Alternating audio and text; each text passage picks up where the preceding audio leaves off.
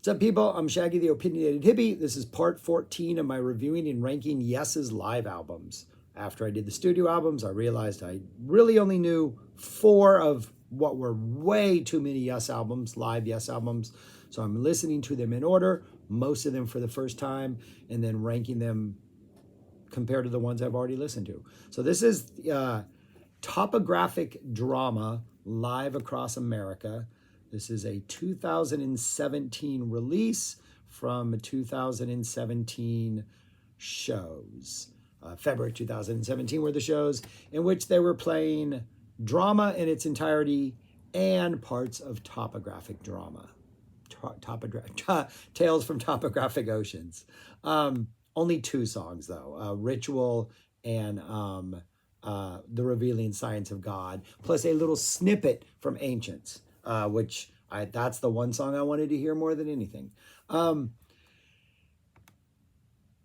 Anderson's no longer with the band. This is John Davidson on vocals. And I can't with John Davidson. He reminds me of this weird, I don't want to say a cross, but he has at times he reminds me of John Anderson. At times he reminds me of Ben Gibbard of Death Cab for Cutie. But when he goes up for those more powerful moments or those higher moments, his voice to me just gets a little too diffuse, just becomes a little too breathy and airy, and his high register doesn't have that little commitment or that punch or that whatever it is that makes Anderson work. John Davidson just doesn't do it for me. And so while on the drama stuff, we're not comparing Davidson with Anderson, because that wasn't an Anderson album. It's still John Davidson singing. Plus, there were still other songs on here that Anderson does sing that alone hurts. Plus, Chris Squire is not here. Billy Sherwood is on bass. He does a good job. I mean, he has gigantic shoes to fill, but there are definitely moments, like some of the moments on especially on drama, just like the opening doesn't really happen, just doesn't really have it. The Heart of the Sunrise and Starship Trooper are both on here.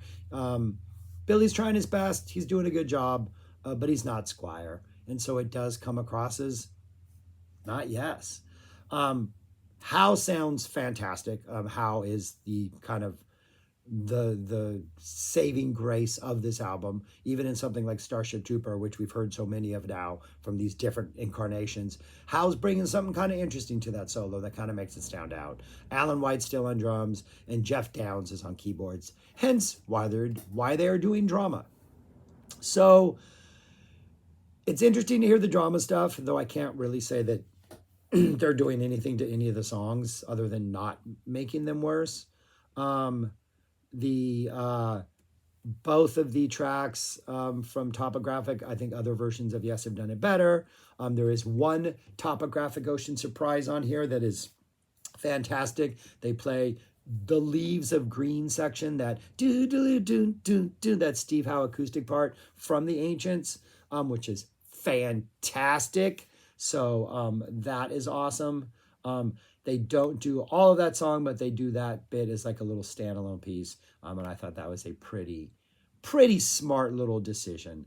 I am okay when bands can't play an entire song, or the Ancient, not the Ancients, the Ancient Giants Under the Sun. I like it when they play just parts of stuff if they're not going to do the whole thing. I don't have a problem with that.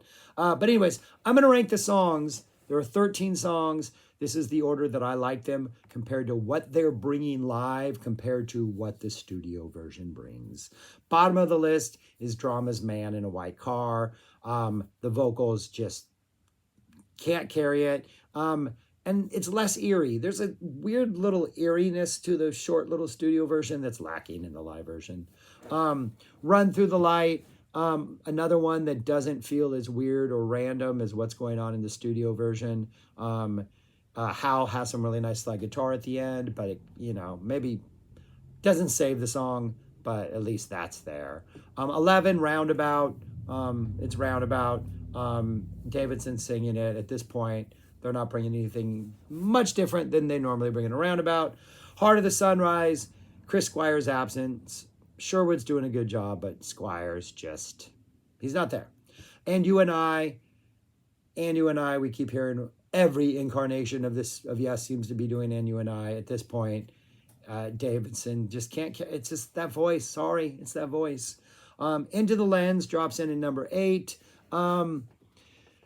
This is another part that has the kind of a bassy intro. It's definitely not as heavy as like the studio version, but Hal sounds pretty good. Hal's doing a good job of maybe saving this one. Does It Really Happen? Another one where that bass intro doesn't really cut it. The vocals don't really cut it. But I have to admit, by the end of the song, about halfway through the song, I don't know, there's just some energy to the end. The band kind of finds its groove. The bass player gets some in here, and Sherwood's kind of doing a good job here. Does It Really Happen? Manages to be like, okay, maybe not bad, even though I think it starts off rough. I'm kind of invested by the end of the song. 6, Tempest Fugit. Should have opened with this. This is what I think bands should do if you're going to cover an album. Like, I understand there's a ticket selling appeal to saying, hey, we're going to do drama. Wow, they've never done drama. But imagine if, like, they said, we're going to play all the songs in drama. You just don't know when we're going to play them. It'd be really awesome. I think Tempest Fugit is an awesome opening song. It would have been an awesome opener.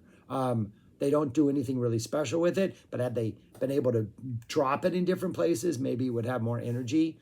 It'd be neat if they were doing something like a Part of the Sunrise, or even like a Ritual, and in the middle of Ritual they drop like some weird man in a white car in the middle of that jam and just really have fun with it. That's what bands need to do. Don't just play the album in order. That's predictable.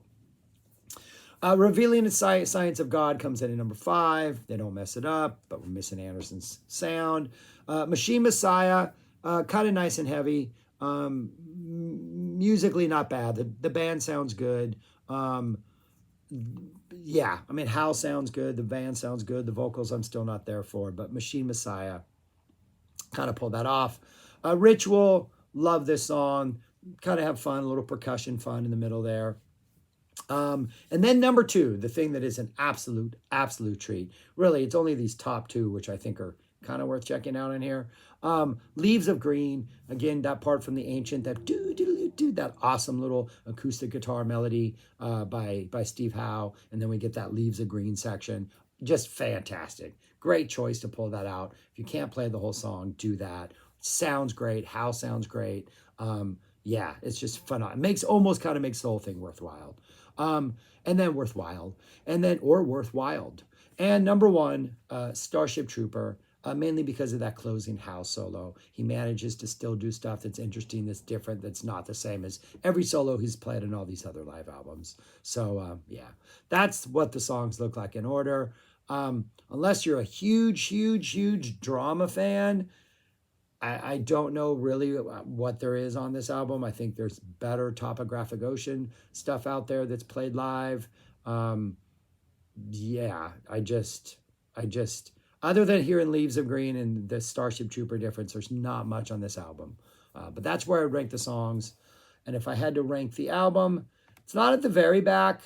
It is at number 12 out of 14, just because of the drama stuff is cool. The Leaves of Green is cool. How bringing something different. I think it's a little better than those 2 at the bottom, which are pretty unlistenable. Yeah, but that's what that's how I would rank their live albums at this point. So... it's getting harder and harder as we go through time right now.